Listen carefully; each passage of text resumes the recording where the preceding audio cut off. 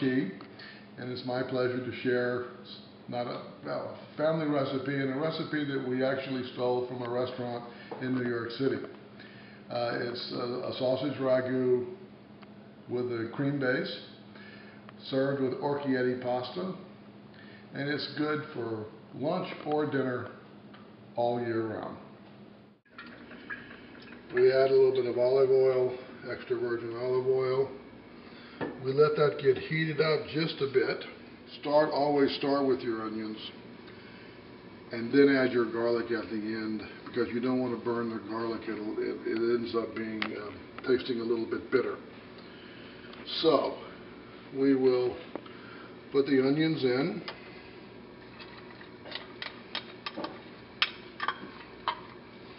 We'll just let them start to make friends with the oil.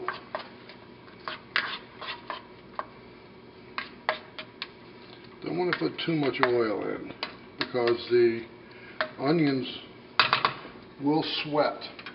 So we're going to let that cook just for a minute, and we're going to importantly add salt.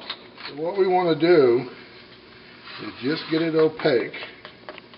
It only takes 2 or 3 minutes. We will start to add the garlic.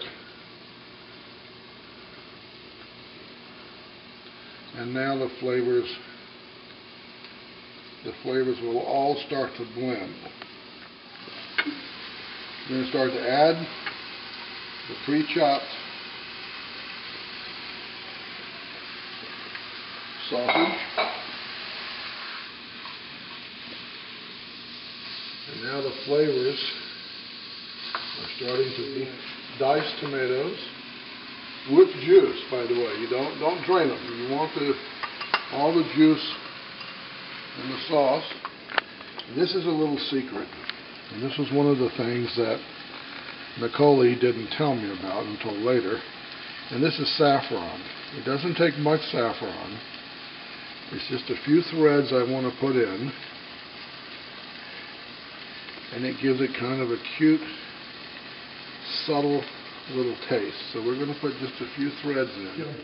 And now I'm going to add the herbes de Provence, which a lot of people use oregano instead, but I like the herbes de Provence. It's just a little, and a couple of bay leaves.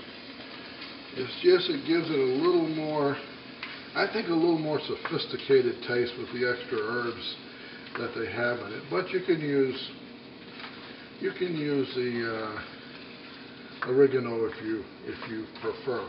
Good. And of course, no Italian sauce is really good without a little bit of wine, and you want a hearty wine. This is a Cabernet. So this is going to add to the flavor of this as well.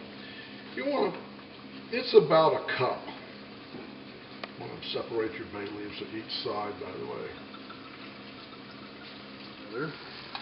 And Bordeaux wine, the garlic, the onions, the bay leaves, the tomatoes, the saffron. They're all becoming very happy with one another.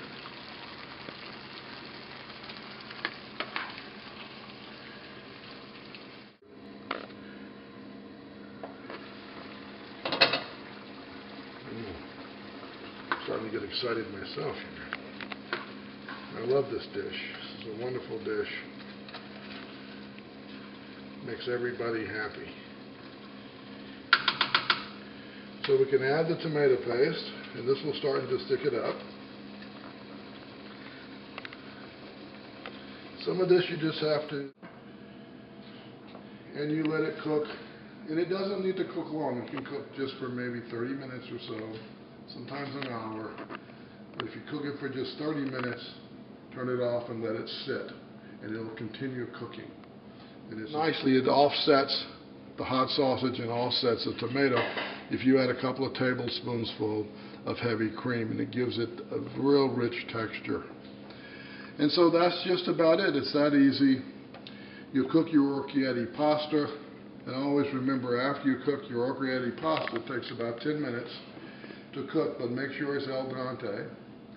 And then when you serve it, you want to put some of the sauce in the bottom of a big bowl, Mix the pasta with the sauce so that the pasta now starts to get some flavoring of the sauce. And then you can serve the pasta with more sauce on top. Enjoy.